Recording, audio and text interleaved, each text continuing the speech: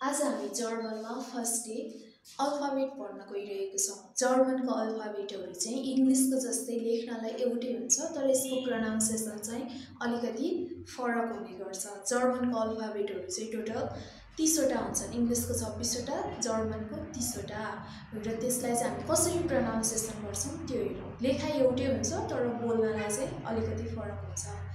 यो क्यापिटल ए, स्मल ए, यो दुईटै लेटरहरू युज हुन्छ। इङ्ग्लिसको जस्तै स्टार्टिङमा, सेन्टेन्सको स्टार्टिङमा हामीले जहिले पनि क्यापिटल लेटर लेख्छौँ, जर्मनमा पनि सेम नै हुन्छ। अनि एलाई चाहिँ हामीले भन्दा आ भन्छौँ।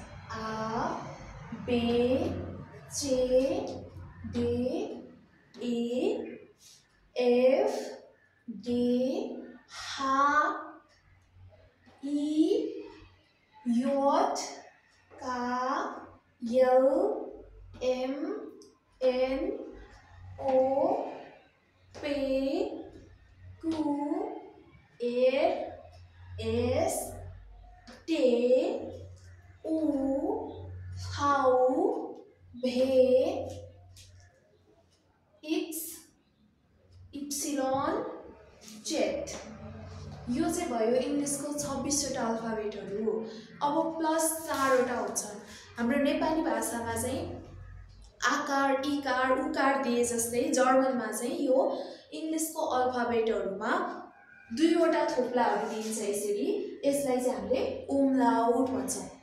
उमलाउट भनेको ए, ओ र यु माथिबाट यसरी 2वटा पोइन्टहरू दिएको हुन्छ, यसैले हामीले उमलाउट भन्छौँ। र उमलाउट आएको शब्दहरूलाई प्रोनाउन्सिएसन गर्दाखेरि चाहिँ हामीले अलिकति स्वरलाई लम्ब्याएर बोल्नुपर्ने हुन्छ, अलिकति लामो स्वर निकालेर। र यो उमलाउट छैन एमा भने चाहिँ त्यसलाई हामीले आ भन्छौँ। यदि उमलाउट आउँछ भने चाहिँ ए भन्छौँ, अलिकति प्रेसर गरेर ए।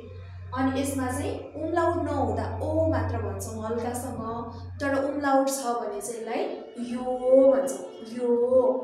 त्यस्तै गरी युमा उमलाउट नहुँदा चाहिँ हामीले युलाई उ मात्र भन्छौँ भने उमलाउट आएपछि चाहिँ यु भन्ने साउन्ड आउँछ, यु। यो 3वटा चाहिँ उमलाउट भयो, अरूमा उमलाउट आउँदैन। ए, ओ र युमा मात्र उमलाउट आउँछ। त्यसपछि बाँकी बस्यो यो एउटा। यसलाई चाहिँ हामीले एसेट भन्छौँ। एसेट देख्दाखेरि चाहिँ म्याथको बिटा जस्तो देखिन्छ, तर नाम चाहिँ यसको एसेट हो। अनि यो चाहिँ 2वटा यास यास मिलेर बनेको हुन्छ। हामीले 2वटा यास लेख्नु र यो एसेट लेख्नु चाहिँ एउटै कुरा हो।